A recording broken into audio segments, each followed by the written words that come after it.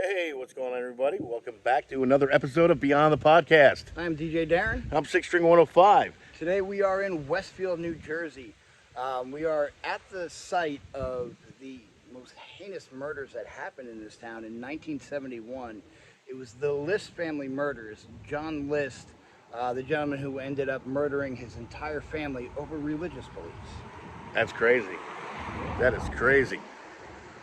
So, in the house that we're looking at right now isn't the original house. That burned down right during the trials? Yes, after the murders happened, the house magically burnt down. So the house that we're looking at now is actually on the actual site of the List former home. Tell you a little bit about it, and we're also going to take you to the gravesite where the family has been laid to rest.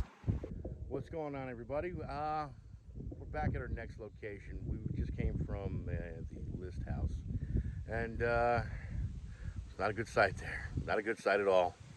We are at the Fairview Cemetery in Westfield. Actually not too far from where the List family house was, about a mile from there. Yeah, it was a quick ride here. Yeah, so we're right now at the site of Patricia, the mother Helen, Frederick, and John. Their mother Alma is actually buried in Detroit, Michigan, so she is not here buried with the rest of the family.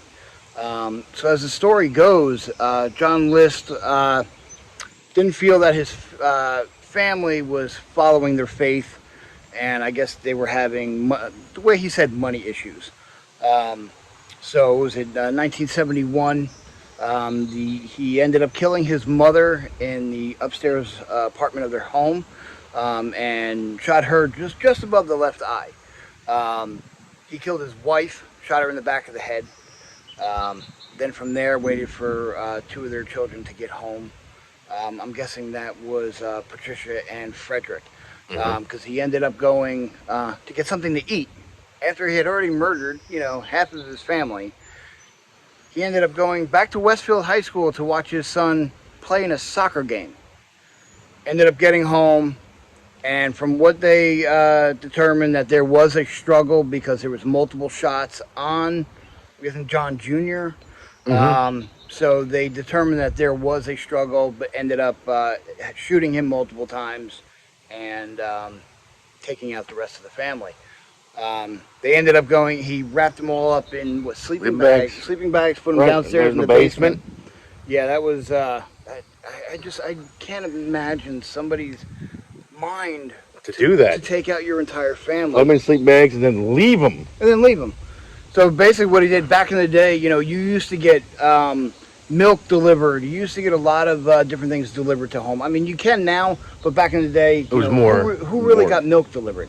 So what he did, he ended up, after he killed his family, he took off, somehow ended up settling out in Denver, Colorado.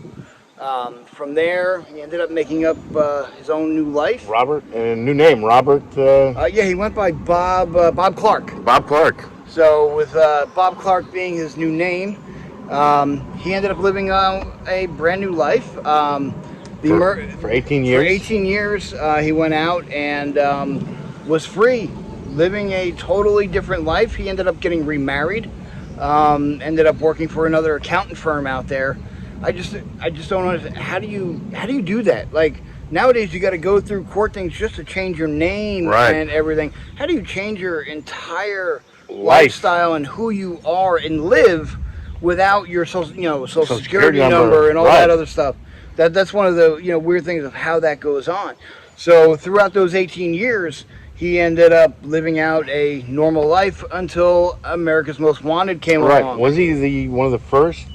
Yeah, during their first season of America's Most Wanted, they brought up the List murders, what happened, and they ended up doing a clay bust of what John List would look like today. And that guy was spot on, because it was not even a week or two later. Yeah, a week or two later. You had calls flooding in about a man who resembled that description, and it was John List. They ended up catching him, and John List ended up serving 3 life sentences in jail, but he ended up dying in 2008. Yeah. Yeah.